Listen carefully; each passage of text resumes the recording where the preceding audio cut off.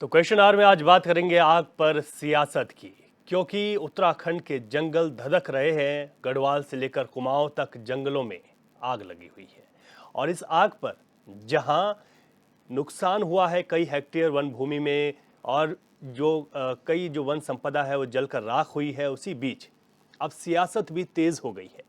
चलिए चर्चा में मेहमानों का स्वागत कर लेते हैं। हमारे साथ सत्यवीर सिंह चौहान हैं, भाजपा के प्रवक्ता। सर, आपका बहुत स्वागत है। प्रमोद कपरवान साहब हमारे साथ हैं, कांग्रेस के प्रवक्ता हैं। आपका बहुत स्वागत है सर। हमारे साथ दीपक रावत जी हैं, यूकेडी के प्रवक्ता। बहुत स्वागत है। और हमारे साथ हरीश मैखुरी साहब, वरिष्ठ पत्रकार, भी हमारे साथ ऑनलाइन जुड़े हुए हैं। आपका बहुत स्वागत है सर। सत्यवीर चौहान जी, कांग्रेस का ये आरोप है कि जो आग लगी हुई है उत्तराखंड में, देखिए आग पहली बार नहीं लगी, हर साल इस तरह की घटनाएं होती हैं, लेकिन कांग्रेस ये आरोप लगा रही है कि इस आग को काबू करने में सरकार सफल नहीं हो पा रही। कैंथोरा जी, मैं आपको आपके चैनल के माध्यम से बता दूं, हमारी सरकार निरंतर इस पे पिछले वर्षों से प्रयास करती हुई आ रही है कि कम से कम वनाग्नि की घटनाएं हो और जो लोग इसमें सम्मिलित हो, और जागरूकता के भी हमने अभियान चलाए हैं कि ये हमारी संपदा है। और संतोष का विषय ये भी है कि उत्तराखंड जब से बना है, हमने निरंतर फोकस किया है कि जो हमारी पहचान है जंगलों से जो हमारी पहचान है कि उन जंगलों को कैसे संरक्षित किया जाए, उस एरिया को कैसे बढ़ाया जाए। तो मुझे ये कहते हुए खुशी है कि काफ़ी स्क्वायर किलोमीटर हमारा लगातार पिछले वर्षों में बढ़ा भी है। और जिस प्रकार से हमने जागरूकता अभियान के तहत जी हरेला पर्व मनाने का भी प्रयास किया है, उसके तहत हमने जैसे हमारी पार्टी ने भी उस समय उसमें उस अभियान में भाग लेने का काम किया। सरकारी अमला अपने स्तर पे काम करता है। और यही नहीं कि उत्तर भारत में भी देखें तो हमारा जो वन संपदा है वो एक हम लीडिंग रोल में है कि उत्तराखंड का जो भूभाग भी है, 45% से अधिक हमारा भूभाग जो है वो फॉरेस्ट से घिरा हुआ है। और लगभग 24,000 स्क्वायर किलोमीटर के लगभग हमारा भूभाग आता है इसमें। तो हमारी जो सरकार है वो बड़ी गंभीरता से काम कर रही है। वन संपदा के साथ साथ जो हमारे जीव जंतु है उनको इस पर कोई असर ना पड़े, उनकी जीवन जो दिनचर्या है उसमें कोई जिस प्रकार असर ना हो, उस पर लगातार काम कर रही है। और जहां आग लगी है वहां बुझाने का लगातार प्रयास किया जा रहा है। आपके चैनल के माध्यम से बताना भी चाहता हूं कि जो हमारे जो आपके दर्शक सुन भी रहे हैं और जो जंगलों से लगते हुए गांव भी है, ये कहना चाहता हूं कि भाई ये अग्नि से रोकथाम के लिए जो सरकार प्रयास कर रही है, निरंतर गाइडलाइन दे रही है। और जो हमारे वन विभाग के कर्मचारी भी लगे हुए हैं, अन्य जो सरकारी कर्मचारी भी लगे हैं, उसमें सहायता करी।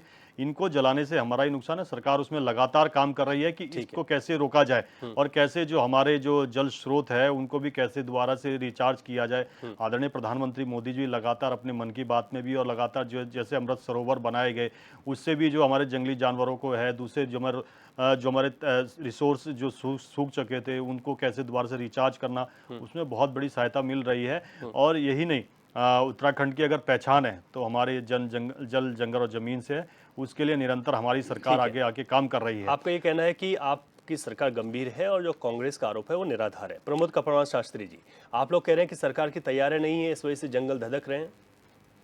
निश्चित रूप में रवि जी, मैं आपको बताना चाहता हूं कि भारतीय जनता पार्टी आवरण खड़ा करने का काम करती है, उसमें ये लोग बड़े फर्स्ट हैं। लेकिन धरातल पे जो है, धरातल पे अगर आप देखेंगे तो धरातल पर जीरो है। आखिर पहली बार तो जंगल धधक नहीं रहे, हर बार आप देखेंगे गर्मियों का सीजन आता है और लगभग 7-8 साल से इनकी लगातार सरकारें हैं। और यदि आप देखेंगे तो गढ़वाल से लेके और कुमाऊं से लेके पूरा उत्तराखंड इस समय जो है अग्निमय हो रखा है।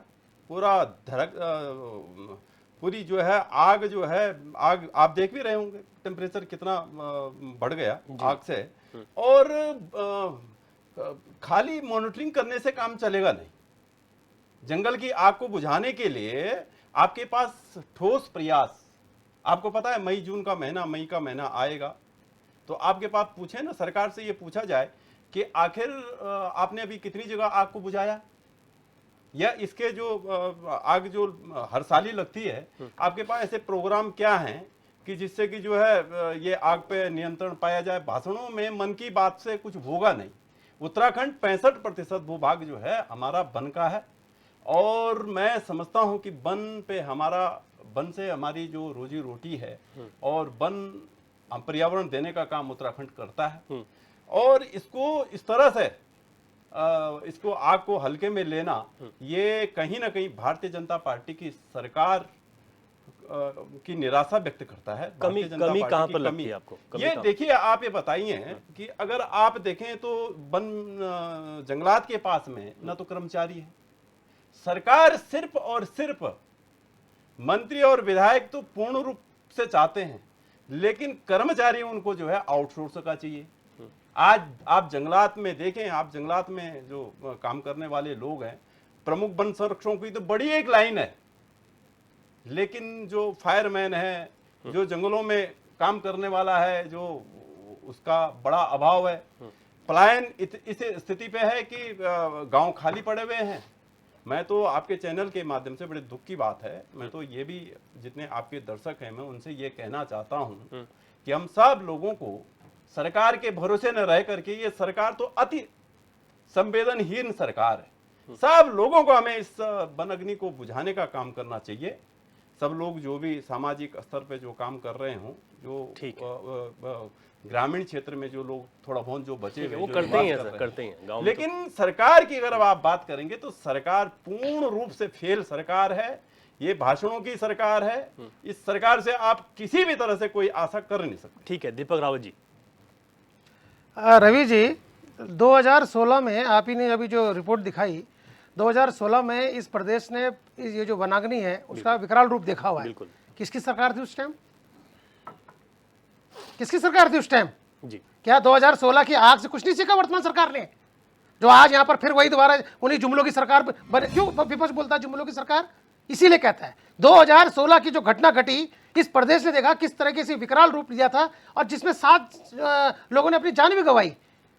उस 2016 की घटना के बाद अब 2024 में आप देखिए, लगातार 3 दिन से प्रमुख समाचार पत्र, राष्ट्रीय स्तर के हों या राज्य स्तर के, सारे समाचार पत्रों में प्रमुखता से खबरों को छापा जा रहा है कि वनाग्नि से जो उत्तराखंड के जंगल है वो धधक रहे हैं। कितना बड़ा नुकसान हो रहा है हमारी वन संपदा का, कितना बड़ा नुकसान हो रहा है हमारे इस पर्यावरण का, कितना ज्यादा नुकसान हो रहा है वनस्पति का, और कितना ज्यादा नुकसान हो रहा है वन जीवियों का, और उनका सबसे बड़ा दुष्प्रभाव अगर आएगा तो हमारी पूरी मानव श्रृंखला में आएगा। ठीक है, कमी कहाँ पर है? कमी प्रशासन में और शासन में है। आप मुझे बताइए, 2016 की घटना के बाद ये पहली बार तो आग लगी नहीं है, ये तो लगती है, कुछ प्राकृतिक रूप से लगती है और कुछ मानवीय भूलों के कारण लगती है, इसमें निसंदेह। और अब जो स्थिति आई है वो मानवीय भूलों के कारण ज्यादा लगी है। पिछले 24 घंटे में कम से कम 54 जगह ऐसी खबरें आ रखी हैं जिनमें जंगल है वो धधक रहे हैं, और वो मानवीय कारण आ रहे हैं। मुख्य सचिव को ये बोलना पड़ा कि जो व्यक्ति इन कृत्यों में इन्वॉल्व हो, जिसने जंगल में आग लगाई हो, उसको बंद किया जाए, उसको सजा दी जाए। दिक्कत यहां है कि जन भागीदारी नहीं कर रही है वर्तमान सरकार। कागज पेन कुर्सी में बैठे हुए, एसी के रूम में बैठे हुए हैं, और वहां से ये आग बुझाने के प्रयास किए जा रहे हैं। आपने 2016 की घटना के बाद कितने गांवों में आपने समिति बनाई है, जो वन सम्मति में गांव के प्रधानों को या गांव के जो लोग हैं उनको मिला के, आपने जब जन सहभागिता लेंगे ही नहीं। सबको पता है कि वन विभाग में या कर्मचारियों की कमी है, नहीं हो सकता, अगर नहीं संभव है तो निश्चित रूप से आता है कि जनता के बीच हमें जाना पड़ेगा। जनता के जो गांव लोग हैं जो प्रभावित हैं, सबसे पहले वो गांव के लोगों को मिलाना पड़ेगा, उन्हें समझाना पड़ेगा, जागरूकता अभियान चलाना पड़ेगा, जनता की भागीदारी। बिल्कुल। तो आप मुझे बताइए ना, आप मुझे बताइए कि 2016 से आज 2024 की बात कर रहे हैं, इस 8 साल में भारतीय जनता पार्टी के प्रवक्ता बताएं इन्होंने ऐसा कौन सा काम किया है वनाग्नि को बंद करने, वनाग्नि को कम करने के लिए, रोकथाम करने के लिए? मैं तो पूछना चाहूंगा आपके माध्यम से। रवि जी, कुछ नहीं किया है, आज फिर स्थिति वही आ गई है 2024 में। अब तो ये भी अभी बहुत शुरुआती दौर है, इस 2016 जैसा विकराल रूप ना ले। सरकार को तुरंत युद्ध स्तर पे काम करके आने वाले समय में हमारे यहाँ 4 धाम यात्रा शुरू होने वाली है।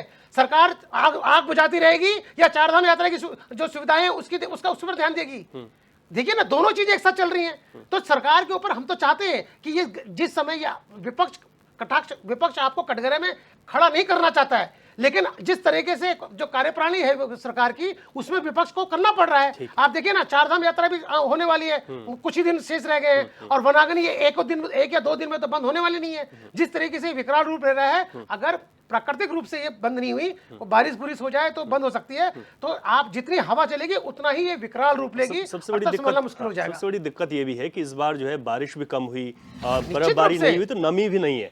ये भी एक बात है। निश्चित, और ऐसे में यही- ये विकराल यही रूप बिल्कुल। ले लेकिन सकती है। सरकार अपने कार्य तो बताए। सरकार ने कौन से, मैं तो 2016 में ले जा रहा हूँ रवि जी, ठीक है, ठीक है, ठीक है सर। कि 2016 से अब 2024 तक का कार्य बता दें कि सरकार ने क्या क्या कार्य किया है ठीक है, इस दीपक जी। नागरिकों को रोकथाम के ठीक है, लिए। आगे बढ़ते हैं। हरीश मैखुरी साहब वरिष्ठ पत्रकार हमारे साथ जुड़े हुए हैं। मैखुरी साहब, जो आग इस वक्त लगी हुई है पूरे उत्तराखंड में, हम देख रहे हैं कि लगातार आग विकराल रूप भी ले रही है। बहुत जगह ये कोशिशें की जा रही हैं वन विभाग की ओर से कि उसको बुझाया जाए, लेकिन आग को बुझाना इतना आसान नहीं होता। इसके लिए पहले से एक प्लानिंग होती है, उसके तहत इस पर कंट्रोल किया जा सकता है। आप लोग किस तरीके से देखते हैं सर इसको? मैखुरी साहब, यहाँ पर प्रयास जो है वो कितने सफल साबित हो पा रहे हैं, और इस समय आग से कैसे बचा जा सकता है, कैसे सहभागिता हो सबकी? उत्तराखंड में आग, बाढ़ और भूधसाव, भूस्खलन जो है ये प्रमुख समस्याएं हैं। उत्तराखंड में 6 नेशनल पार्क और 6 नेशनल सेंचुरी। उत्तराखंड का 60% हिस्सा आज भी वनों से आच्छादित है, मतलब वनों से ढका हुआ है। जी जी। और उत्तराखंड में एक बहुत बड़ी मिस्टेक ये हुई पिछली सरकारों में कि हमने चीड़ को प्राथमिकता दी लगाने में।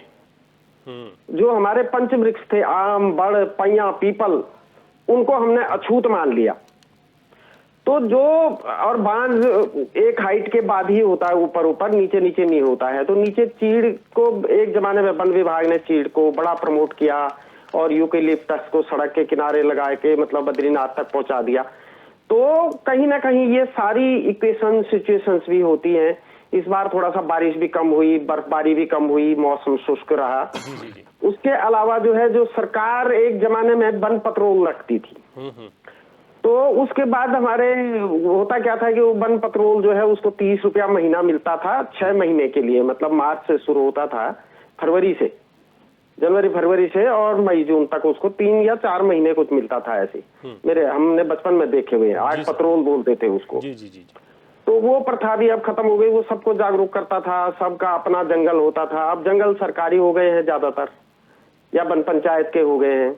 लोगों के व्यक्तिगत जंगल, उस मतलब गांवों के जो अपने जंगल होते थे उस तरह का, और गोचर पनघट जो बोलते थे, उस तरह का कॉन्सेप्ट अब रहा नहीं। तो वन विभाग चाहता तो ये है कि हम सारे जंगलों पे कब्जा कर दें, लेकिन उनकी मेंटेनेंस, उनकी रख रखाव, उनका देखभाल में वन विभाग भी असफल रहा है। सरकार की नीतियां असफल रही हैं। पिछली सरकारों की भी वही रही, वर्तमान सरकार की भी वही है। कोई बहुत बड़े वन कानूनों में सुधार नहीं कर पाए। तो वन कानूनों में सुधार आवश्यक है। पहला काम, लोगों को जंगलों से जोड़ना चाहिए। जंगलों में फलदार वृक्ष लगने चाहिए, आम, बड़, पैया, पीपल, 27 नक्षत्रों के वृक्ष लगने चाहिए। और ये पॉलिटिकल आरोप प्रत्यारोप का विषय नहीं है, पर्यावरण सबका है। जो सरकार में बैठे हुए उनकी तो जिम्मेवारी है ही है, लेकिन ये तो सबका है। जो विपक्ष है, सरकार है, वन पंचायत है, ग्राम पंचायत है, सबका मिला जुला प्रयास होना चाहिए। एक तो अपने जंगल लगाएं, जो लगाते हैं उनको संरक्षण करें, जो वन मतलब हमारे फॉरेस्ट खड़े हैं उनको कटान ना हो, उनका नीलामी ना हो। और हमारा दुर्भाग्य क्या रहा उत्तराखंड का कि यहाँ पे जो पर्यावरण कानून है वो विकास कार्यों पे चिपकते हैं। वन चाहे भले चोर काट के ले जाएं, वनों में भले लीसे के टेंडर पड़े जो आग के प्रमुख कारण हैं। चीड़ के वन भले ही लगाए जाएं, वो कॉमर्शियल पेड़ हो गया, चीड़ हो गया, यूकेलिप्टस हो गया। जी जी जी। ये दोनों मतलब जमीन को रुक्षण कर देते हैं, शुष्क कर देते हैं, खुश्क कर देते हैं। और इसका पिरूल भी जो है, अभी हम लोगों ने पिछली बार कुछ एक हमारे डीएफओ थे सनातन वगैरह, उन लोगों ने थोड़ा सा पिरूल का जो कोयला बनाना शुरू किया था, लेकिन एक छोटी यूनिट पर शुरू हुआ। फिर वो बहुत ज्यादा मतलब उसको सब गांवों में जहां जहां चीड़ के जंगल है वहां वहां चीड़ के पिरूल से कोयला बनाने की मतलब स्थितियां बने, तो ये थोड़ा सा आग कम हो जाएगी। जी जी जी। तो कुछ हम लोग प्रैक्टिकल काम भी करें, कुछ हम लोग वृक्षों का उत्तराखंड में पैटर्न चेंज करें। हम चीड़ की जगह पे जो बांज है, पैया है, पीपल है, जो जहां होता है उस तरह के वृक्ष लगाएं, चौड़ी पत्ती वाले वृक्ष लगाएं, सदाबहार वृक्ष लगाएं, तो थोड़ा सा अग्निकांड कम हो। दूसरा, मैंने ये देखा कि जो हमारे पहले बीड़ी का सुट्टा लगाने वाले लोग होते थे, वो भी मतलब लापरवाही से, उनकी लापरवाही से भी आग लगती थी। जी, जी। बाद में पता चला कि पक्षियां भी कुछ आग और कुछ मतलब वो भी आग लगाने में काम करते हैं, ताकि जो जंगली जानवर हैं वहां से उनके वो भाग के थोड़ा सा बाहर निकले आग के डर से और उनको खाया जाए। कुछ इस तरह का भी है, मतलब केवल मनुष्य ही नहीं लगा रहे हैं, कुछ और भी जंगल के रहने वाले पशु पक्षी भी आग को कुछ बढ़ावा देते हैं, ऐसा मतलब साइंसों की रिसर्च में, वैज्ञानिकों की रिसर्च में है।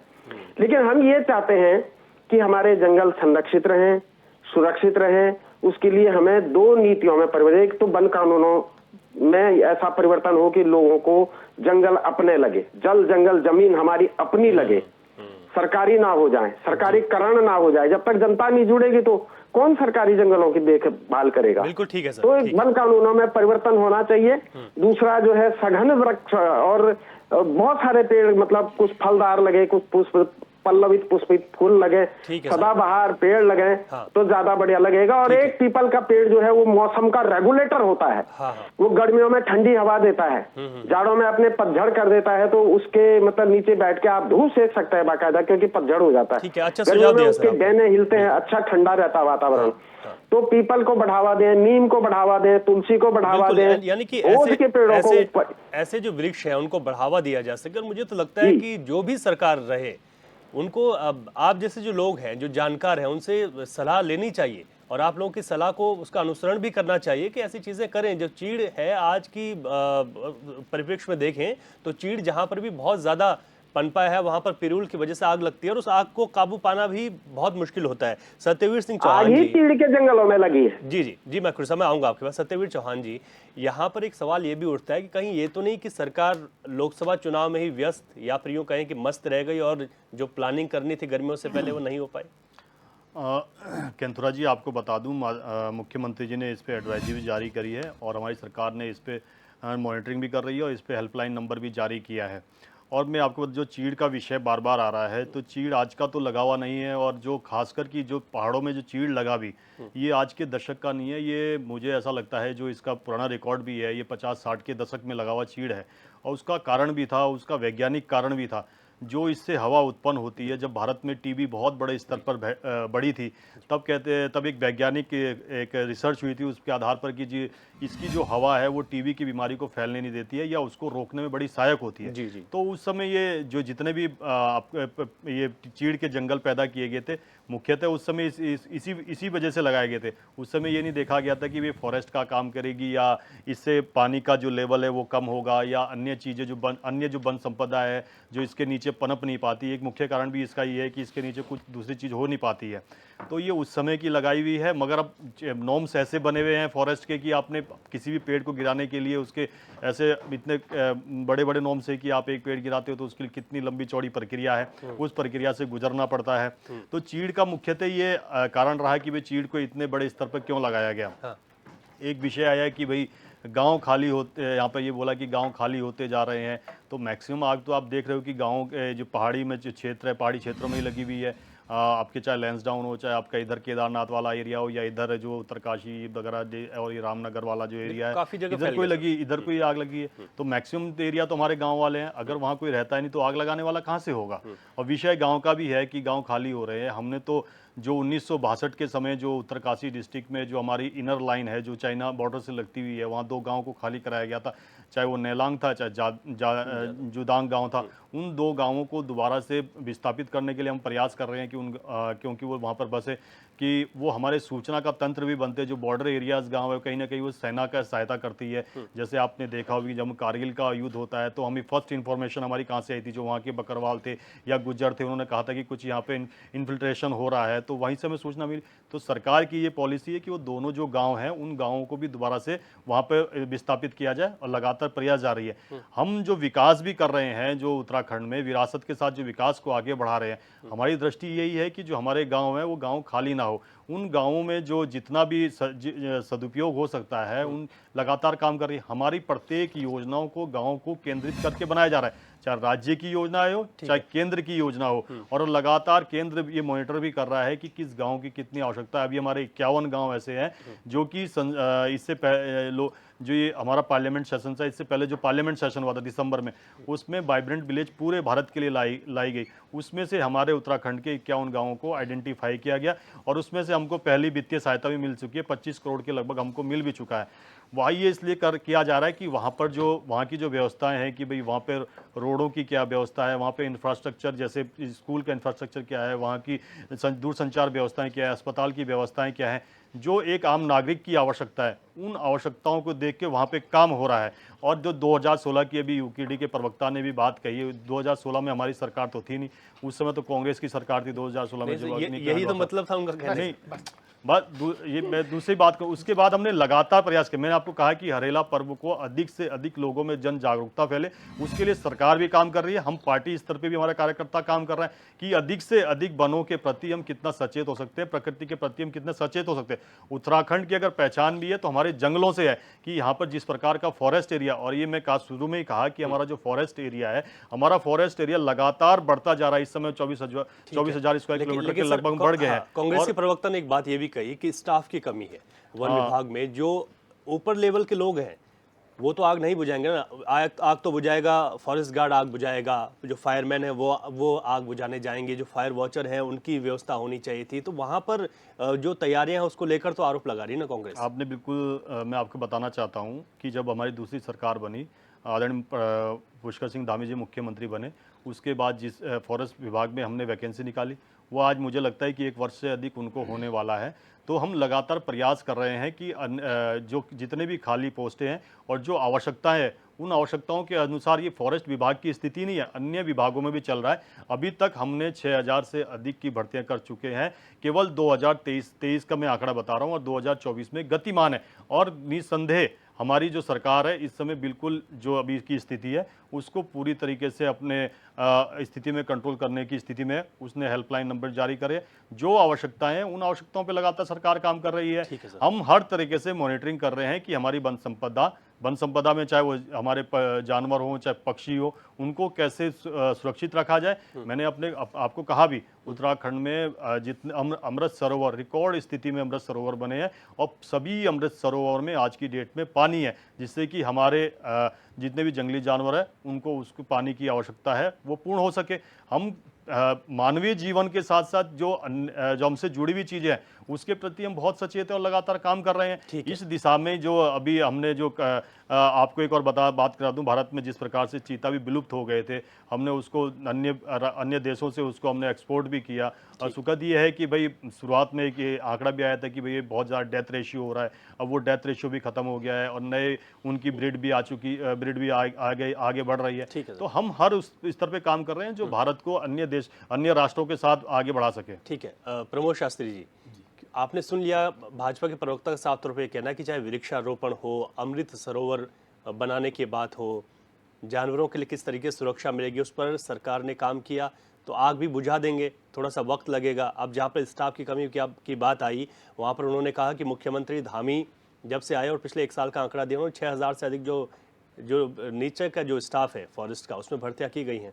नहीं, टोटल जो सभी विभाग है फॉरेस्ट में भी काफी संख्या में भर्ती की गई। ठीक है, ये सभी विभागों की है। रवि जी, जो आग का विषय है ये राजनीति का विषय नहीं, ये हमारी पहचान से जुड़ा हुआ मामला है। राजनीति का विषय तो हम तो बना ही नहीं रहे ना। कांग्रेस के ही तो बड़े नेता कह रहे हैं कि ये मुख्यमंत्री इसके लिए गंभीर नहीं है, अब सरकार ने कोई प्लानिंग नहीं बनाई, तो ये राजनीति तो आप कर रहे हैं। नहीं, गंभीर तो दिख रहा है ना। गंभीर एक बात बताओ ना, 56 जगह 24 घंटे में आग लग गई और आज हम कह रहे हैं कि 6,000 हमने भर्ती कर दी। मैं बताना चाहता हूं आपको कि जिस तरह से वन विभाग में और वन निगम में रिटायरमेंट लोग हो रहे हैं, कर्मचारी है नहीं। आपको मैं बताऊं कि ये दोनों ही जो हमारी इकाइयां हैं ये हमें हमारी सर्वाधिक जो है हमें लाभ पहुंचाने का काम करती हैं हमारी सरकार को। लेकिन आज देखें आपकी अगर हमारे पास कर्मचारी होता, यदि हमारे पास फायरमैन होते तो ये आग कहीं ना कहीं बुझ रही होती ना। तो इसलिए मेरा मानना यह है कि उत्तराखंड की जल, जंगल और जमीन ये तीनों चीजें राजनीति का विषय नहीं है, इसको बहुत गंभीरता से लेना चाहिए। और निश्चित तौर पर हमारे मित्र ने कहा कि हरेला पर्व के तहत, मैंने तो शुरुआत ही हरेला पर्व से ही की थी। पर्व मनाने से कुछ नहीं होगा जब तक हम उसको जो है धरातल पे, अभी मैं बीच में जो हमारे पूर्व मुख्यमंत्री थे ये क्या नाम बोलते हैं, त्रिवेंद्र सिंह रावत जी, जी आपको होगा, आपने देखा होगा रिस्पना नदी के किनारे लाखों पेड़ों की एक दिन का रिकॉर्ड बना था। रवि जी, मैं आपसे पूछना चाहता हूं, उन लाखों पेड़ उन्होंने लगाए थे, कितने पेड़ उसमें ठीक हुए? आप बताएं कहाँ वो कितने पेड़ है? निश्चित रूप में जो है पीपल का पेड़, बरगद का पेड़, आम का पेड़, ये तमाम जितने वृक्ष हैं ये विलुप्ति के कगार पर है, इनको कोई लगाने का काम। और मैं ये कहना चाहता हूं कि जो भी पेड़ लगे हैं, चाहे वो लिप्टिस का पेड़ है, लिप्टिस का पेड़ के अपना योगदान है, आपका जो ये चीड़ का पेड़ है, ये चीड़ तो मैं समझता हूं कि पहाड़ की रीढ़ है। पहाड़ में अधिकतर जो घरों में जो काम होता है वो चीड़ के पेड़ से होता है। तो हमारी लड़ाई किसी पेड़ से नहीं है, हमारी लड़ाई हमारी है, हम ये चाहते हैं कि सरकार इस पे गंभीरता से काम करे, सरकार गंभीरता से काम करे, और ये मई जून में ना करे बल्कि पूरे 12 मासों इस पे काम किया जाए। हरेला पर्व मने या न मने, लेकिन पेड़ लगने चाहिए और जवाबदेही तय होनी चाहिए। आप बताएं, मुख्यमंत्री पेड़ लगाएंगे और वही पेड़ अगर जिंदा नहीं है तो दूसरों से आप क्या आशा कर सकते हैं? इसलिए मैं अपनी सरकार से निवेदन जरूर करूंगा, ये मांग करूंगा कि आप वृक्षारोपण करते हैं तो वृक्षों के संरक्षण की जवाबदेही भी आपकी होनी चाहिए। और छोटे छोटे जो क्षेत्र हैं उनमें आप ऐसे स्टाफ की भर्तियां करें, बेरोजगार यहाँ लाइन लग करके है, आप चलो आउटसोर्स के माध्यम से करो, लेकिन जवाबदेही तो करो कि भाई जो है ये जंगल अगर जलेगा तो आपकी जवाबदेही तय हो। आज किसकी जवाबदेही है? जवाबदेही तो कुछ है नहीं।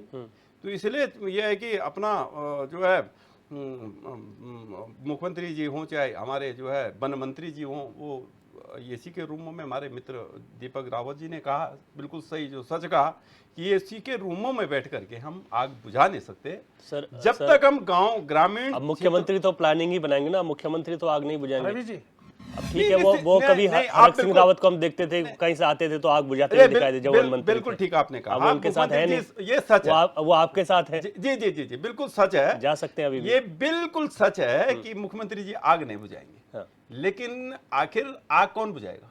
इसकी जवाबदेही तय कौन करेगा? तो ये मुख्यमंत्री जी का ये कर्तव्य भी है। मुख्यमंत्री जी इस प्रदेश के हमारे मुख्यमंत्री हैं, पहले व्यक्ति हैं। हमारी जो जहां पर भी ये आग लगने का हो, जहां हमारे अवैध कटान हो, अवैध खनन हो, तो उसकी नीति आखिर मुख्यमंत्री तो बनाएंगे रवि जी। जी बिल्कुल। तो मैं मुख्यमंत्री जी से यही निवेदन करूंगा कि आप जो है बयानबाजी करने के बजाय, बयानबाजी करने के लिए हम हैं, ठीक है, आपको सरकार, आपको जो है उत्तराखंड की जनता ने काम करने के लिए चुना है, आपको काम करने के लिए चुना है। बयान देने के लिए और लोग हैं जिनको नकार दिया सरकार ने, जिनको लोगों ने नकारा, विपक्ष में हम बैठे हैं। हमारा काम प्रश्न उठाना है और आपका काम जवाब देना है, और उन जवाब से लोगों को संतुष्ट करना भी है और हमें भी संतुष्ट करना है। ठीक है, मेरा मानना है। दीपक रावत जी, अब तमाम ये बातें हो रही हैं यहाँ पर, आप जो है कमियां गिना रहे थे कि कमियां कहाँ पर रह जाती हैं, क्योंकि इस बार इस बात से इनकार नहीं किया जा सकता कि ठीक लोकसभा चुनाव की सारी तैयारियां थी, किसी को ये ध्यान ही नहीं रहा कि गर्मियां आ रही हैं, आग लगेगी, उसके लिए प्लानिंग क्या है। रवि जी, मैं आपको एक जानकारी और दे दूं कि ये विषय आया कहाँ से और मुख्यमंत्री जी को ये वनाग्नि के बारे में मीटिंग बुलाने क्यों पड़ी। आपको ध्यान होगा 2 दिन पहले राष्ट्रपति जी यहाँ आई थी और राष्ट्रपति जी ने इस विषय को उठाया है प्रमुख समाचार पत्रों ने, और उन्हें विशेष FRI में जो था हमारा जो इंदिरा गांधी राष्ट्रीय वन अकादमी का है दीक्षांत समारोह था, उसमें उन्होंने विशेष रूप से इस बात को रखा कि वन संपदा का ध्यान हमें रखना चाहिए। उन्होंने तो कहा कि इस नई टेक्नोलॉजी का इस्तेमाल करके हमें वन संपदा को बढ़ावा बचाव करना चाहिए, उसको बढ़ाना चाहिए। और ये वनाग्नि वाला काम 2 दिन से नहीं चल रहा है, ये पिछले 2 हफ्तों से 3 हफ्तों से वनाग्नि वाला चल रहा था। उस विषय को जब राष्ट्रपति ने इस विषय को उठाया है, उसके बाद हमारे यहाँ कुंभकर्ण की नींद में जागे हुए हमारे मुख्यमंत्री जी को ये स्टेटमेंट देना पड़ा। हम तभी तो उनके पर प्रश्न कर रहे हैं, वरना ये प्रश्न उठता कहाँ से। ये आग जो लगी है उसके बाद ही सारे राधा रोचड़ी जो मुख्य सचिव है उनको एक्टिव होना पड़ा। ये कुंभकर्ण की नींद में सोई हुई सरकार तभी तो जागी है सभी का। और विषय ये है रवि जी कि 2 हफ्ते बाद ही जो हमारी है वो यात्रा शुरू होने वाली है।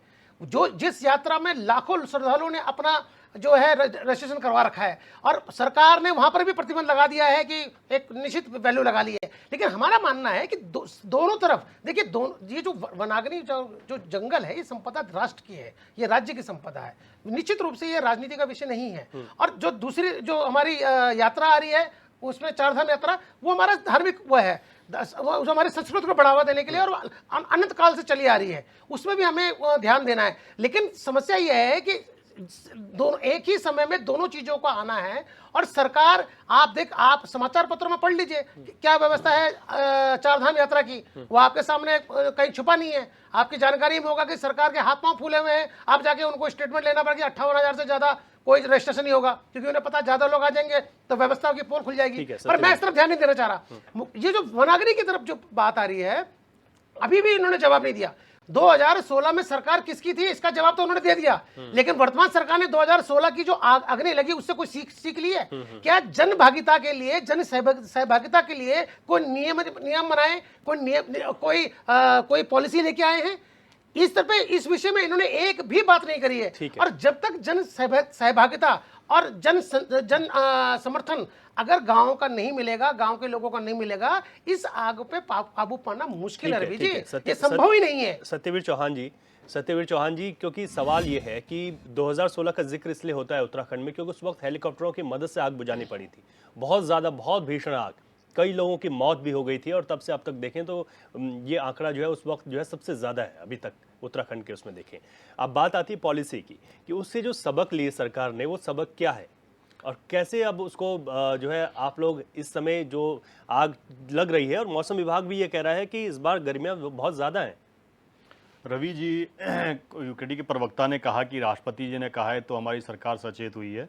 हमारी सरकार आज भी सचेत थी, पहले भी सचेत आप थी। स्टेटमेंट बता दीजिए सतबीर जी, एक सेकंड पिछले एक हफ्ते का कोई एक स्टेटमेंट बता दीजिए जब आपने वनाग्नि के संबंध में कोई पूर्वाग्रह लेकर कोई काम कराओ, मैं मान जाऊंगा आपकी बात को। एक सेकंड, मैं आपकी बात मान जाऊंगा। एक सेकंड रुकिए। और राष्ट्रपति की जो बात भी करी है, और राष्ट्रपति किस समाज से बिलोंग करती है, शायद मुझे नहीं लगता है कि ये उससे इनको पता भी होगा। वो अगर हम जंगल की बात कर रहे हैं तो वो जंगल जमीन से जुड़ी हुई व्यक्ति है, वो आदिवासी समाज से आती हुई व्यक्ति, वो जनजाति समाज से आती हुई व्यक्ति, उनका निकट का संबंध है, उनका निकट का संबंध है। वो उत्तराखंड आती है। एक मिनट बता रहा हूँ, मैं आगे बढ़ रहा हूँ, आगे तो सुनिए ना, मैं आगे बढ़ रहा हूँ, आप सुन तो लीजिए, मैं आगे बढ़ रहा हूँ, सुन लीजिए। सवाल ये है, सुनोगे नहीं, बड़े धैर्य से सुना आपको। ठीक है चौहान जी, मैं आगे बढ़ रहा हूँ ना, मैं आपको बता रहा हूँ, ठीक है, सुन तो लीजिए। राष्ट्रपति जी के आगे बढ़ने तो दीजिए मुझको, आगे बढ़ने तो सवाल दीजिए। वो उन सब चीजों से जुड़ी हुई है। जब उत्तराखंड आती है वो सब ये देखती है तो कहती है, उन्होंने बड़े मन से कहा कि भाई सरकार, ये जो यहाँ पर जो आग लगी है, ये हमें इस और अधिक से अधिक काम करना चाहिए कि ये इस प्रकार की घटनाएं ना हो। हमारी सरकार काम कर रही है। हमारी सरकार ये नहीं कि भाई बड़े बड़े मंचों पे आके उसके इश्तिहार निकाले, उसके बाद बोले कि हम आग रोके। हम बड़े शांति से काम करते हैं और बड़ी स्थिरता से काम करते हैं और उस काम को धरातल पे आते हैं। पिछले 5-6 वर्षों से जैसे जैसे हम काम कर रहे हैं, आग की घटनाएं निरंतर कम होती जा रही है। हमारा जो डिफॉरेस्ट हो रहा था उसको फॉरेस्ट करने का काम किया। मैंने आपको विद आंकड़े के साथ बता रहा हूं कि आज की डेट में हम 24,000 और 25,000 स्क्वायर किलोमीटर के आगे बढ़ चुके हैं। ये दिखाता है कि कौन सी पॉलिसी बनाई है आपने, बताइए। चलिए अब आप इधर उधर की बात मत करिए। जन सहभागिता, अगर आपको ही बोलना है तो आप ही बोल लीजिए। आपकी सरकार ने कौन सी इतना पॉलिसी बड़ा बनाई है? इतना बड़ा हरेला का कार्यक्रम है। आर्मी के रिटायर अधिकारी, आर्मी के रिटायर जो सोल्जर है, वो लगातार काम कर रहे हैं। हरेला प्रोग्राम सतबीर जी फर्स्ट लगाने के लिए है। सुनना तो मत सुनिए, अगर आपको नहीं सुनना तो मत सुनिए। ठीक है, मैं बता रहा हूँ आपको, एक चीजें बता रहा हूँ मैं आपको, उसके बाद ही बता रहा हूँ और चीजें बता रहा हूँ, और उसके बाद ही बता रहा हूँ और ही बता रहा हूँ। वनाग्नि का बताइए ना। आपको नहीं सुनना चाहते हो तो मत सुनिए। मैं वो नहीं सुनना चाह रहा हूँ। ठीक है दीपक जी, इतना डिप्रेस हो जाते सही हो, उत्तर सुनना चाह रहा हूँ डिप्रेस क्यों हो जा रही हो? पर आप उत्तर नहीं दे रहे हैं। अब आपको नहीं सुनना है तो मत सुनिए। ठीक आप है, अगर आपको बताइए ना, नहीं सुनने की आप इधर उधर की बात मत करिए। इधर उधर की आप सुनना ही नहीं चाह रहे हो। कभी राष्ट्रपति को ले आते हैं, राष्ट्रपति का क्या मंतव्य था वो आपको नहीं पता है, क्या है उनका मंतव्य नहीं है, आपको पता नहीं है। और सरकार क्या कर रही है आपको पता नहीं है, कौन सी पॉलिसी बनी हुई आपको पता नहीं है। मैं बता रहा हूँ पॉलिसी क्या है क्या नहीं पॉलिसी, वो आप सुनने को तैयार नहीं है। मैं बता रहा हूँ डिफॉरेस्ट एरिया को हमने फॉरेस्ट एरिया करा, वो आपको नहीं पता है। हमने ये काम, हमने लगातार ये वनाग्नि को कम करने का काम किया, वो आप सुनने नहीं है। नहीं सुनना है तो मत सुनिए आप। ठीक है दीपक राव जी, दीपक राव जी, नींद की ठीक है दीपक, जगाया है सत्यवीर जी, राष्ट्रपति ने, ठीक है दीपक, स्वीकार क्यों नहीं करते हैं? ठीक है दीपक, गलत, इसमें सत्यवीर गलत जी, कहाँ ठीक है? है, पॉलिसी की बात हो रही थी, आपने कहा कि आप 5-6 पॉलिसी बता सालों में दीजिए। किन पर काम किया। मैं आपको बता देना चाहता हूं, अभी शायद मुझे नहीं लगता है कि इन्होंने पढ़ा भी होगा, एक हफ्ते पहले अखबारों में निकला है। हमारे जो सेना के जो रिटायर्ड जवान होते हैं उत्तराखंड में लगातार वो फॉरेस्ट को जो फॉरेस्ट का जो एरिया है जहां पर पहले फॉरेस्ट था या नहीं था या नया फॉरेस्ट बढ़ाना है उस एरिया के, उसके लिए लगातार काम कर रहे। इस समय जैसे मैं चकराता से बिलोंग करता हूँ, चकराता विधानसभा से बिलोंग करता हूँ, वहां पर पूरी की पूरी एक बटालियन है जो गढ़वाल रेजिमेंट की बटालियन है, जो रिटायर फौज के कर्मचारी वो लगातार फॉरेस्ट का काम कर रहे हैं, टीए वो बटालियन लगातार बोलते हैं बढ़ा उसको। रहे हैं, वो बड़ा आपको लगातार पता नहीं काम होगा कर रहे हैं। सतवीर जी, टीए बटालियन बोलते सुन लीजिए, हैं, आप उसका सुन यही लीजिए। गढ़ी कैंट में उसका ठीक है, सुन सेंटर है। लीजिए, सुन लेते बता देता हूँ आपको जानकारी के सुन लिए। लीजिए, आप उसको मॉनिटर कौन करता है, कौन करता है उसको, एरिया कौन देता है, उसको जानकारी के लिए जमीन बता कौन दो, देता है, वो आपने नहीं आपकी लगा जानकारी के लिए बता रहा वो सरकार की हूँ, उसको कौन देता योजना है। है, किस एजेंसी के अंदर ठीक है, काम, ठीक है, ठीक है। सुनना नहीं चाहते, हर बात में आप कुछ अड़ंगा कुछ कर ना देते बोल रहा हूँ, हो, आपको जब बता रहा आपको पता ही हूँ नहीं है कि जिस उनको टीए सारी बटालियन की आप पॉलिसी बात कौन कर बना के रहे हैं, देती है, वो सारा एक सर्विसमैन के द्वारा बनाई हुई है। पता ही नहीं आज की आपको, आपकी अब सरकार रहने दो, द्वारा नहीं आपको बनाई हुई सुनना ही नहीं है, है, वो आप आपकी पता नहीं सरकार क्या- द्वारा गढ़ी क्या- के लिए बनाई हुई है। आप ठीक है, रावत जी, गलत बयानी कर रहे हैं, मैं ठीक इसलिए ठीक बोल रहा है, हूँ चौहान जी पूरा कीजिए। इनको ये मैं आपको ये बता रहा हूँ। ये बताइए कैंथुरा जी, लैंड हमारा है, फॉरेस्ट हमने उसको करना है, पॉलिसी हम बना रहे, हम उनको डिप्लॉय कर रहे हैं, अब इनको आ जाती है आर्मी की बात, आ जाती है अरे इनको, टीए इनको बटालियन यही आपने नहीं बना पता, रखी है इनको क्या? यही नहीं पता कि उनको सतवीर कौन जी, कवर कर रहा है, टीए उनको कौन बटालियन कवरेज आपने दे रहा बना है। रखी है सुन क्या? लीजिए, जिस टीए बटालियन का आप रेफरेंस दे रहे हैं वो आपने बनाई हुई है क्या? अब आपको सुनना नहीं है तो रहने दीजिए, आप हर बात में आपने बीच में क्या आते बोला हैं। कि मुझे हमारी क्या सरकार ने एक हफ्ते पहले ही किया, मैंने उसी में रोक रहा हूं आपको। ठीक है, वो रावत टीए जी, बटालियन आपको बोलना है तो आप आपने बोल लीजिए, मुझे बनाई तो हुई है उर्दू में क्या? पढ़ने की आदत नहीं है, कैसे बातें कर रहे उर्दू हैं? में बोलने की ठीक है, आदत ठीक नहीं है, है, हर बात उर्दू में आ जाते हो। ठीक है, हरीश नहीं, मैत्री साहब से सतवीर जी, मैं टू ये टू कोई में सही नहीं कोई है। स्वस्थ डिबेट नहीं है, जब आप जैसे आप गलत नीचे तरीके बोलते से हो। ठीक है, तब दीपक पेश जी, करेंगे तो दीपक आपको जी, रोकना पड़ेगा ठीक मुझे। है, तो नहीं बहस नहीं। ठीक है, हरीश मैत्री जी, दो चीज़ें का जिक्र होता है। एक तो हरेला जैसे पर्व हम उत्तराखंड में मनाते हैं, हमारा मकसद ये होता है कि वृक्षारोपण उस दिन करें, और वृक्षारोपण होता भी है, लेकिन उसके बाद उन पेड़ों का संरक्षण, वो पेड़ जीवित हैं या नहीं है, जब हम उन पे जाते हैं तो धरातल पर देखते हैं तो सब शून्य रहता है, तो उस चीज़ को हम आगे उसकी मॉनिटरिंग नहीं कर पाते। एक बड़ा सवाल ये रहता है इस समय जिस तरीके से आग की स्थिति सर बन रही है, और आपने पिछले कई सालों में इस तरीके की आग की घटनाएं उत्तराखंड में देखी हैं, तो आपको क्या लगता है कि इस बार क्या ये आग विकराल रूप लेगी, और अगर ऐसा होता है तो इससे पहले सरकार को किस तरीके की तैयारियां यहाँ पर कर देनी चाहिए ताकि ऐसी दिक्कतें ना हो? मैत्री साहब। इस बार जो केंद्रीय मौसम विज्ञान है उसने एक घोषणा की हुई है कि इस बार जो तापमान है वो 52 डिग्री तक जा सकता है बहुत सारे एरियाज में, उसमें उत्तराखंड भी है, उत्तर प्रदेश भी है। तो एक तो तापमान निश्चित रूप से बढ़ेगा, उससे वनाग्नि ज्यादा बढ़ेगी। एक जो है मौसम शुष्क रहा पूरे जाड़ों भर, बर्फ है नहीं ऊपर पहाड़ों में, तो जो हमारे जंगल सरसब्ज रहते थे और थोड़ा सा जो नमी रहती थी, शीत रहती थी धरती में, वो भी कम है। तो एक तो ये कारण, तो आग के लिए हम जंगलों पे आग के नियंत्रण के लिए दो तरह के उपाय कर सकते हैं। एक तो शॉर्ट टर्म उपाय जो हम शीघ्रता में हमें करने चाहिए, वो ये करें कि बजाय कि हम अखबार में विज्ञापन दें, बड़े बड़े छापें, वो हम अपने जितने गांव हैं वहां पे 3 महीने के लिए ही सही 5-5, 6-6 हजार रुपये ही उनको दें, लेकिन कुछ व्यक्तियों को नियुक्त करें, हाँ, गर्मियों 3 महीने के लिए कर दें, हाँ। और वो आग बुझाने का काम करें, सूचना देने का काम करें। और दूसरा, लंबी पॉलिसी में हम ये करें कि चीड़ के जंगलों को धीरे धीरे कम करें, रिप्लेस करें, उनकी जगह पे पीपल लगाए, आम, पैया, बड़, पीपल, नीम वगैरह जो जहां होता है ऊपर के हिस्सों में भोज लगाए, बांज के पेड़ों को लगाए। टैक्सस बकाटा जिसको हम थुनेर कहते हैं, बड़ा महंगा पेड़ है, इंडेंजर्ड स्पीसीज है, उसको लगाएं। और दूसरा जो है, अधिकाधिक हम लोग जो है जो बीजू पेड़ होते हैं उनको रोपने का प्रयास करें, और जो ये आग वाले पेड़ हैं उनको धीरे धीरे रिप्लेस करें। एक साथ तो नहीं होगा, लेकिन पॉलिसी में अगर हमारी आ जाए कि अब वन विभाग चीड़ के पेड़ नहीं उगाएगा बल्कि दूसरे पेड़ों को लगाएगा, तो ये हो जाएगा। तो दो तरह से, एक शॉर्ट टर्म पॉलिसी, एक लॉन्ग टर्म। शॉर्ट टर्म में यह है कि गांव में आप नियुक्ति करें कुछ 2-2, 3-3 महीने के लिए, 5-5, 6-6 हजार रुपया महीने पे करें, लेकिन करें अवश्य, बजाय कि अखबार में विज्ञप्ति दें। और लॉन्ग टर्म पॉलिसी में यह है कि गांवों का जो गोचर पनघट है वो आप तय करें, जिसमें गांव वाले अपने गायों को चराएं। जब आपने जंगल रखे नहीं ग्रामीणों के लिए, अस्पताल खोले नहीं, सड़क बहुत 60% गांवों में आज भी नहीं पहुंची, दोनों तीनों पार्टियों की यहाँ पे सरकारें रही हैं, 60-70 साल हो गए हैं, तो लोगों ने गांव छोड़ दिए हैं, धीरे धीरे कम हो गए हैं, पलायन कर गए हैं। जो लोग अपने जंगलों के प्रति मोह रखते थे, खेतों के प्रति मोह रखते थे, वो सब गांवों से धीरे धीरे पलायन कर चुके हैं। गांवों में बुजुर्ग बचे हुए हैं, वो क्या आग बुझाएंगे, वो तो शरीर ही नहीं संभाल पा रहे हैं अपना। और दूसरा जो हमारे गायें थी, जब तक गायें रही जंगल हमारे बचे रहते थे। अग्निकांड होते थे पहले भी, कोई किसी की सरकार में ऐसा नहीं कि अब के ये हो रहा, पहले भी लगती थी आगे, लेकिन लोग बुझाने जाते थे क्योंकि वो उनके गायों का फॉरेस्ट था, जंगल का। तो अब तो गाय है नहीं, तो किसका सर, फॉरेस्ट, जलने मतलब दो। ये भी तो एक ये कारण भाव है। आ जाता है। हाँ, ये भी एक कारण है कि नेचुरल भाव आ जाता है। तो इसके लिए भी कुछ उपाय करें, गोचरपन घाट को बढ़ावा दें, जंगल गांवों के अधीन रखें, तो निश्चित रूप से हमारे जंगल बचेंगे। मतलब दो स्तर पे काम करने होंगे, short term policy, long term policy. ठीक है, ठीक है। प्रमोद कप्रवाण शास्त्री जी, आपको ऐसा क्यों लगता है कि आपकी सरकारों में ज्यादा काम किया गया वनों को आग से बचाने के लिए, और अब जब भाजपा की सरकार है तो ये काम नहीं कर पा रहे हैं? ऐसी कौन सी चीजें थी उस वक्त आपके पास कि आप लोग बहुत ज्यादा फोकस थे? देखिए जैसे अभी मैखुरी जी ने कहा कि वन पत्रोल जैसे था, वन पंचायतें थी, कहाँ है आज वन पंचायत? नहीं है सर, मेरे सवाल वन पत्रोल नहीं है। ठीक और है, जो गांव मैं के ये लोग थे, हाँ ठीक, मैं ये कह रहा हूँ कि आपकी जब सरकारें थी तो आप लोगों को ऐसा क्यों लगता है कि भाजपा वो चीज़ नहीं कर पा रही है? कि मतलब आपकी जो प्लानिंग थी, आप मुझे वो बताइए ना दर्शकों को कि हम ऐसा करते थे या ऐसा नहीं कर रहे। तो मैं आपको बता रहा हूँ ना, हमारी जो सरकारें थी वो आम लोगों को जंगल से जोड़ के रखती थी। इन्होंने नियम ऐसे बना दिए कि आप जंगल से लकड़ी काट के ला नहीं सकते, घास काट के आप ला नहीं सकते। तो लोगों को लगा कि ये जंगल अब सरकार के हैं। ये जंगल, उन जंगलों से जब लोगों का अधिकार खत्म हुआ तो लोगों को लगा कि ये सरकार के जंगल हैं, सरकार के जंगल हैं, तो फिर ये सब घटनाएं जो हो रही हैं।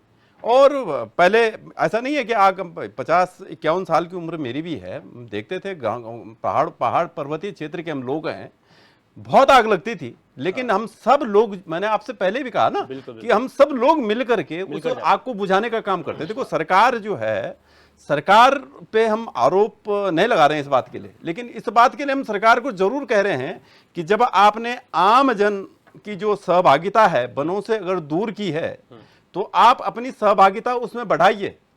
आप जो है अपने कर्मचारियों की संख्या बढ़ाइए। अभी जैसे वृक्षारोपण पे टीए की बात चली थी, तो निश्चित रूप में जो सरकार अच्छा काम करती है उसकी सराहना होनी चाहिए। मैं बहुत लोगों को जानता हूं जो टीए में काम करते हैं, और वो ऐसे काम हैं जो भूतो न भविष्यति, जो कभी हो नहीं सकते, वो ऐसा काम कर रहे हैं। प्रदेश सरकार का उससे कोई लेना देना नहीं है, वो केंद्र सरकार की योजना है और बहुत पुरानी योजना है। उससे जो है, जो सीमांत जो क्षेत्र हैं उन पे जो है वृक्षारोपण का कार्यक्रम जो चला, उस पे हम प्रश्न चिन्ह नहीं लगा रहे। मैं प्रश्न चिन्ह लगा रहा हूं कि जो लाखों की संख्या में आपने नदियों के किनारे एक दिन जाकर के बड़ी जो सारे राष्ट्रीय समाचार पत्रों में बड़ी फोटो आई थी कि आज जो है उत्तराखंड में जो है 5 लाख पेड़ लगे, यूपी में 1 करोड़ लगे। कहाँ वो पेड़ हैं? वो पेड़ कहाँ हैं? हम उन पेड़ों की बात कर रहे हैं जो सरकार के जो प्रतिनिधित्व जो लगा रहे हैं, जैसे टीए बैठा, उनको हम सैल्यूट करते हैं, उनका जो है हम सम्मान करते हैं, वो निश्चित रूप में वो काम कर रहे हैं। लेकिन जो हमारी सरकारें, जो हमारी कांग्रेस के टाइम की जो सरकार थी, उस सरकार में जंगलों के प्रति सभी लोगों का एक समर्पण था, सहभागिता थी। आज सरकार ने ऐसे नियम बना दिए कि व्यक्ति को जंगल जाने से डर लगता है। अगर वो लकड़ी वो वहां से ला नहीं सकता, घास वो वहां से ला नहीं सकता, और लोगों का अधिकार तो समाप्त कर दिया, लेकिन वहां लोग नियुक्त किए नहीं। ठीक है, ये बड़ी कमी। ठीक है सर, अब समय के साथ मैं फाइनल कमेंट लेता हूं। सत्यवीर चौहान जी, मैं आ रहा हूं आपके पास। दीपक रावत जी, आपका फाइनल कमेंट। और ये भी कि लोगों की जो जन भागीदारी थी बहुत ज़रूरी है ये, क्योंकि मैंने भी अपने बचपन में देखा है कि हम गांव में जाते थे, आग लगती थी, उस वक्त वहाँ पर वन विभाग से कोई मतलब नहीं, खुद गए, जो भी अपने पास संसाधन उनसे आग को बुझाने का काम करते थे। गांव में आग ना आ जाए, हमारे जो खेत हैं वहाँ तक आग ना आ जाए, और जो चारा पत्ती है वो ना नष्ट हो जाए। 2 मिनट दीजिएगा मुझे।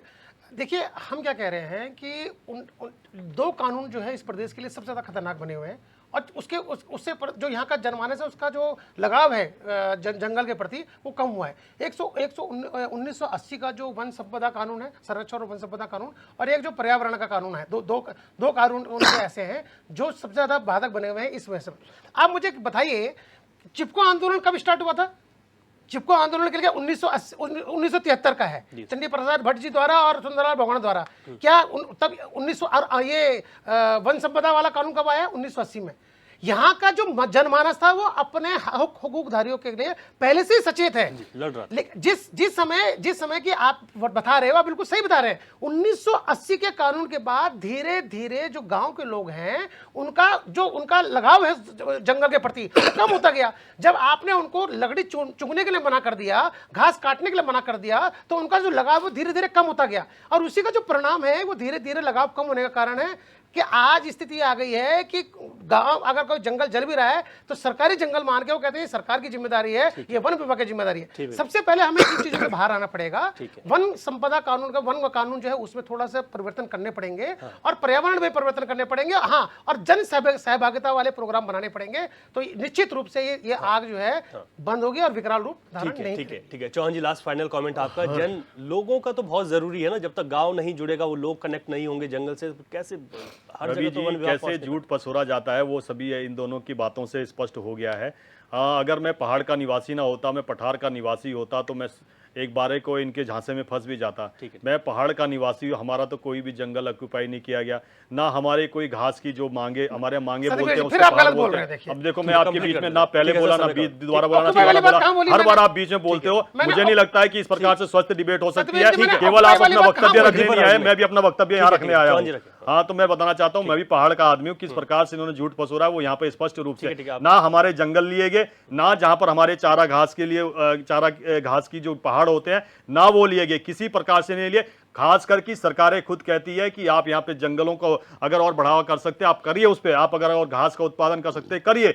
वो लगातार प्रयास जा रहा है। सरकार को गांव की जहां आवश्यकता होती है, गांव को लगता है कि हमारे जंगलों को नुकसान हो रहा है, वो बढ़ चढ़ के उसमें काम लेती है और इस समय भी वो बढ़ चढ़ के काम कर रही है। मैं आपको स्पष्ट तौर से कह दूं, हमारी सरकार हर क्षेत्र में काम कर रही है, वनों के लिए बहुत सचेत होकर काम कर रही है। लगातार उन जहां पर आगे लगी हुई है वहां के स्थानीय लोगों को लेके भी काम कर रही है और अपने भी सारा जितना अमली जामा है उसके साथ काम कर रही है। और मुझे पूर्ण विश्वास है कि कम समय में ही हम जो ये आग लगी हुई है इसको बुझाने में सफल होंगे। और जो हमारी निरंतर ये है कि उत्तराखंड की जो पहचान है पहाड़ की, और पहाड़ की पहचान हमारे जंगलों से है और जंगलों की पहचान है तो हमारे वहां के जो स्थानीय निवासी है उनके साथ है। उनके साथ सरकार कंधे से कंधा मिला के खड़ी हुई है और उन संपदाओं की रक्षा के लिए लगातार हमारी सरकार काम कर रही है। आज भी काम कर रही है, आगे भी काम करेगी। हम सरकार में रहे ना रहे, मगर हमारी जो जिम्मेदारियां हैं उससे हम कभी पीछे नहीं हटेंगे। हम अपने संगठन के माध्यम से भी काम कर रहे हैं और निरंतर हम उसके प्रति सचेत है।